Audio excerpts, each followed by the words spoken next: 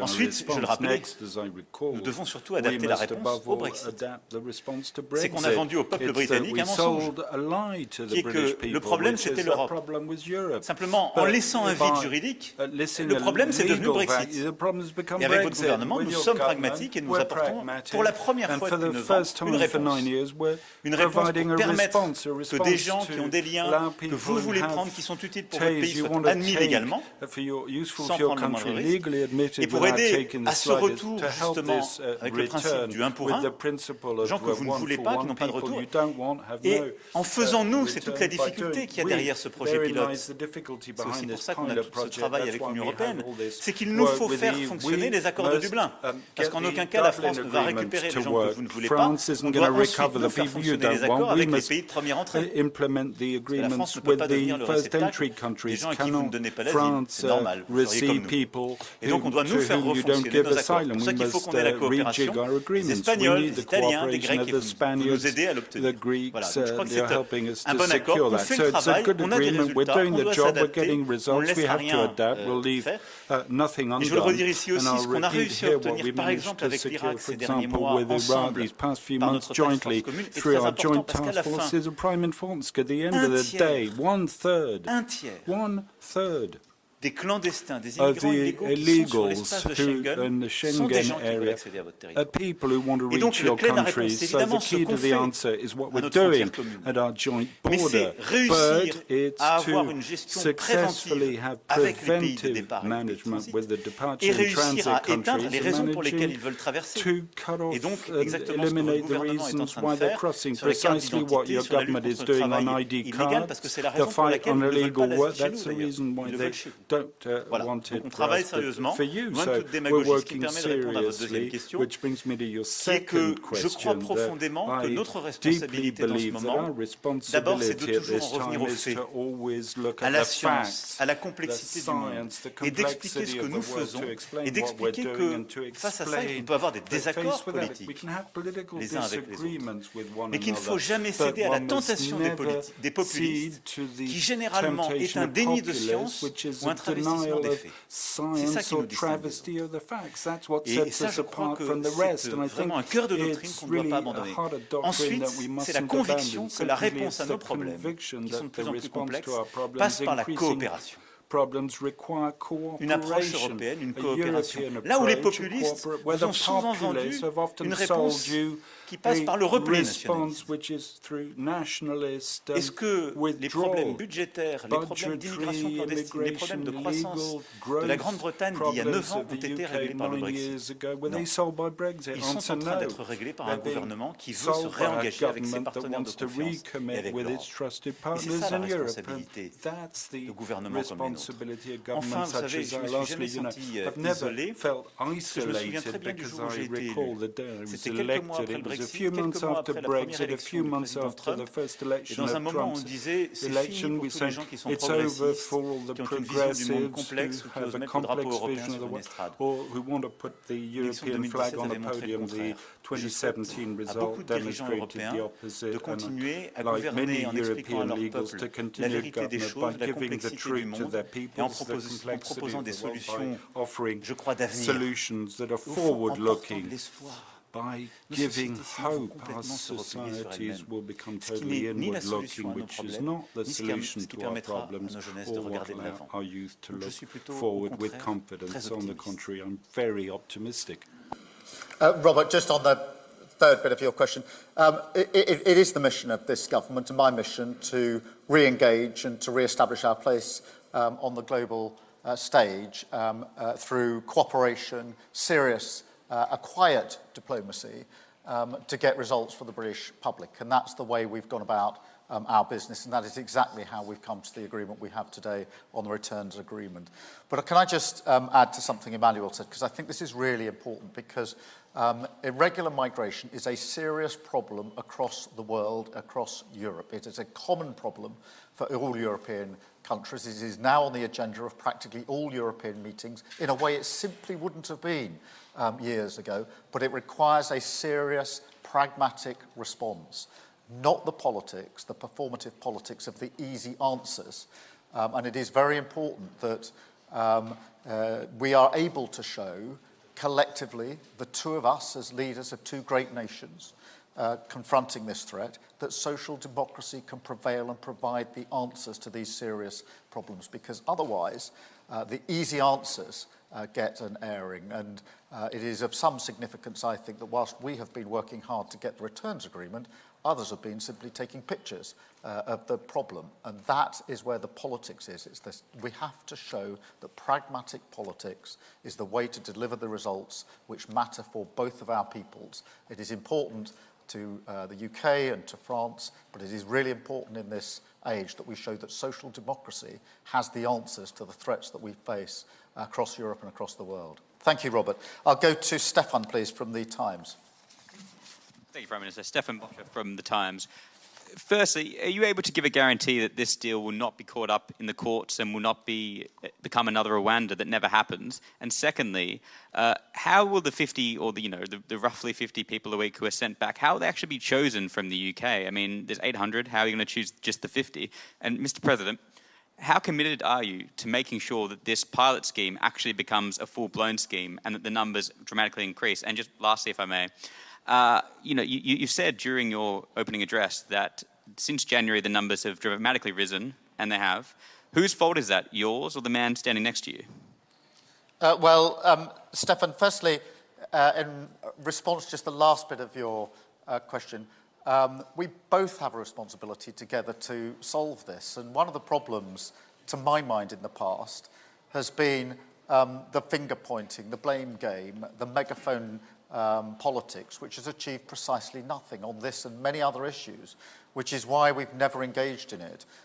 It is why the EU-UK reset was a success, because I said at the outset we're not going to engage in the politics of finger-pointing, blaming, and going to the nearest microphone to disparage our partners. And it's exactly the same approach that I take with Emmanuel on this issue. It is both of our responsibilities. I'm not going to descend into this issue of the politics of the past, which really didn't work and didn't deliver for the United Kingdom and didn't deliver for France or the EU. On the question of the pilot itself, it will be operationalised in coming weeks, so that is a good thing. It is, of course, a pilot.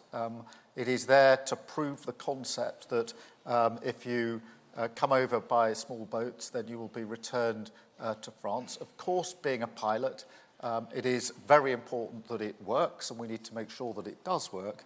And if it works, what it does is break the model, and that's the only way in the end to stop this vile trade. And so that's why this is a real breakthrough moment today. As I say, many governments have tried to get this far and have failed to do so. In terms of those that will be returned, I'm not going to go into the details of that, because that has the potential to undermine how this will operate. But it is important that we see this for what it is, which is a real breakthrough in the way that we tackle the vile trade of people smuggling. Manuel. No, I totally agree.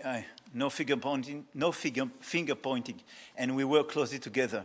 And the only way to be efficient is to work together, because you should not underestimate the impact this situation has on the northern part of France. And I think it's very often underestimated in your domestic debates.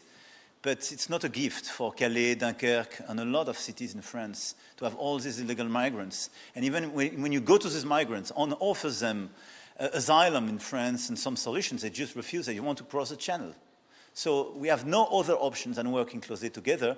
And this is not an easy situation for French people and all the cities. And I want to thank all the mayors and population on north of France for their contribution to this common work. Second, what is very important to understand is this is a collaborative, cooperative, and comprehensive plan, working from the origin country, the increasing and the adaptation of our bilateral action, and the fight against precisely this illegal situation on your soil.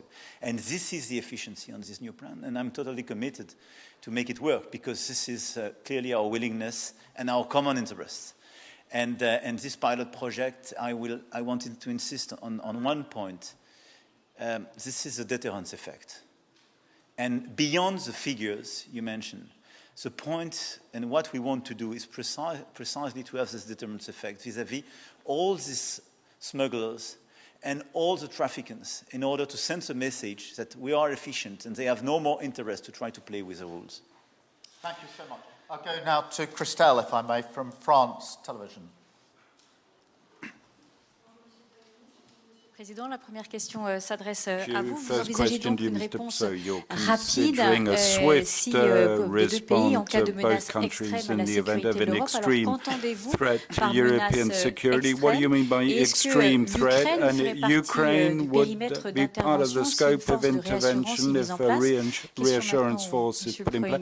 Question for the Prime Quelle forme Minister now. pourrait What prendre form la might coordination take entre les deux pays? coordination Avec quel between the type two countries? d'opération? With what Et type puis, of comment operations? pourriez-vous And how would arbitrer you entre votre engagement vis-à-vis des decide between États-Unis et your votre commitment to the engagement US vis-à-vis and de la your France? Je vous commitment remercie. vis-à-vis France? Thanks. Je vais d'abord faire le distinguo. Merci I'd pour like votre to question. just thanks for your question. Quand on I'd parle de like force when de we speak réassurance à of a l'égard de l'Ukraine, ça n'a rien à reassurance voir force, avec la doctrine que nous venons Ukraine, d'évoquer. nothing Pas to qu'il y ait do with the d'ambiguïté. Nous doctrine avons we avec just referred to. l'Ukraine There'd be un plan no qui est d'abord ambiguity l'aide with Ukraine. We have aid, d'armes, de plan, capacités, de soutien, de weapons, formation à court terme. capability, short-term Ensuite, training le jour du requirements. cessez-le-feu, Secondly, nous the avons mis day en the place un plan, et ceasefire c'est is tout le right, travail we qui put a in été place fait a plan, par all the work nos done deux chefs by d'état-major two armés, defense chiefs, qui est précisément which d'organiser is la coalition, les precisely 30 to pays qui organize sont the partenaires, coalition, the et de 30 voir dans les partner airs, sur countries, mer, and to pour see in the régénérer air l'armée at sea, ukrainienne, to comment regenerate the pouvoir Ukrainian army, tenir ce how cessez-le-feu. to be Et au-delà able de ça, nous to avons un schéma de secure force de this. réassurance qui And then est we have de a pouvoir envoyer un reassurance signalement force to stratégique. Ça, c'est une chose. send a strategic Totalement à message. côté de That's ça, one ça n'a thing. rien à voir. Nous Beside avons that, décidé de totally different. coordonner We've decided nos to doctrines nucléaires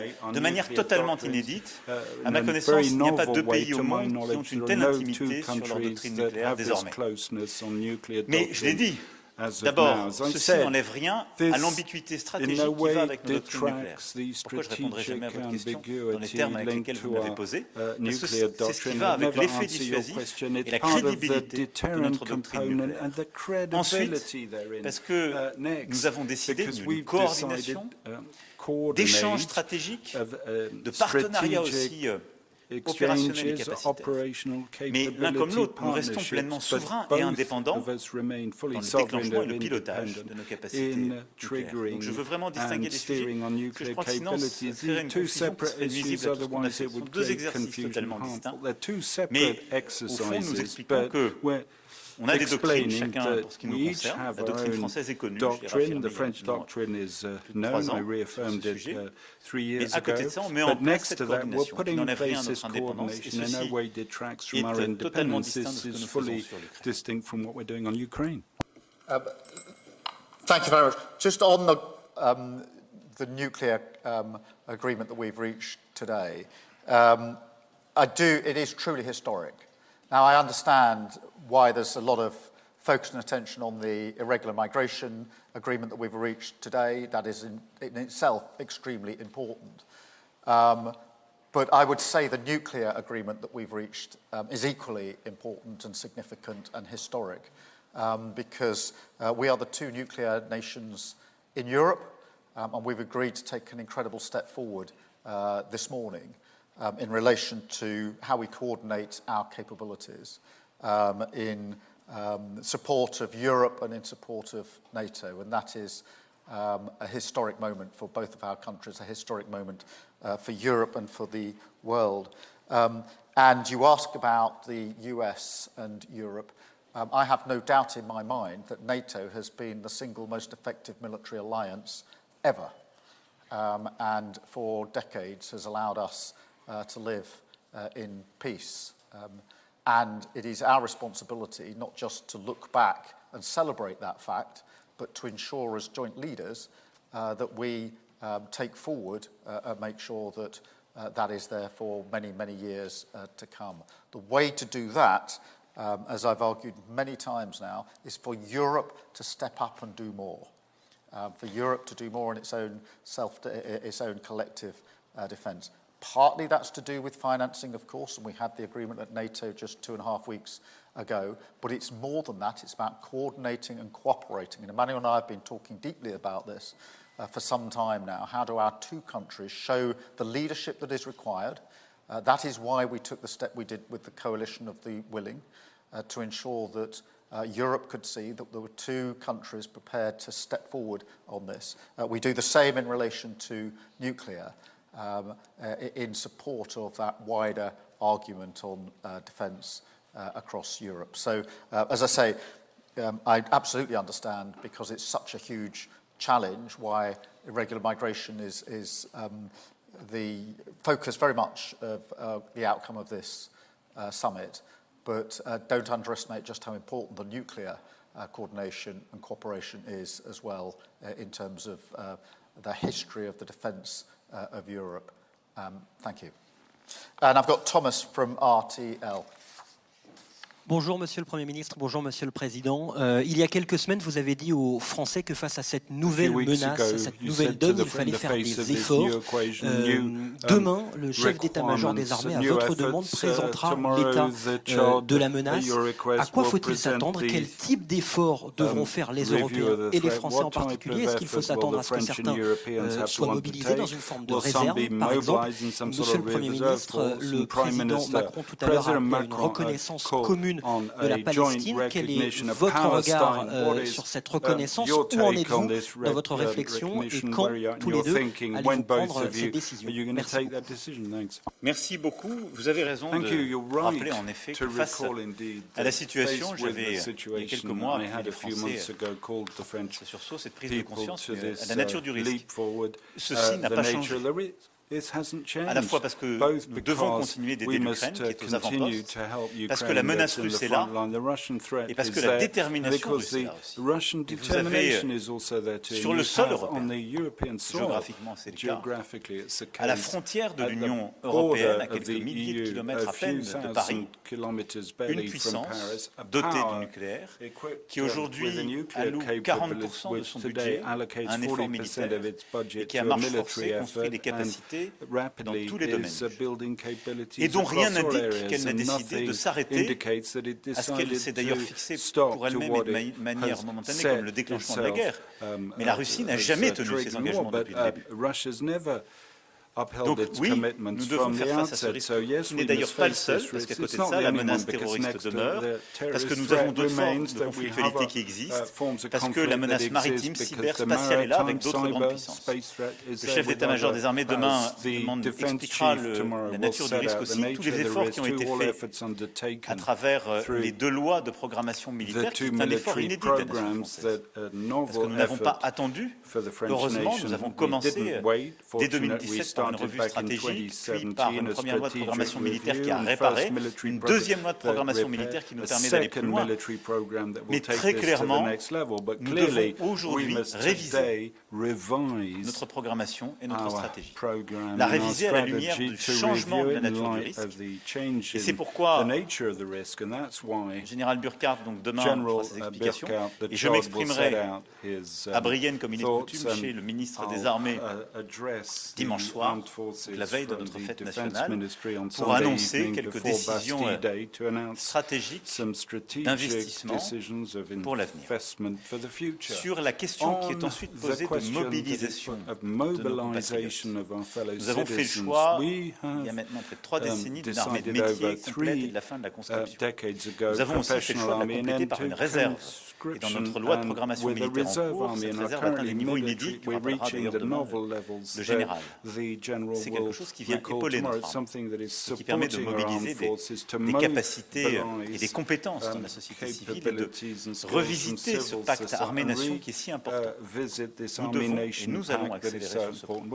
Une autre question est celle du service national. Sur ce point, en début d'année, j'ai demandé un travail au ministre, au Sénat. Il est en train d'être finalisé. Il fera l'objet d'études complémentaires durant l'été.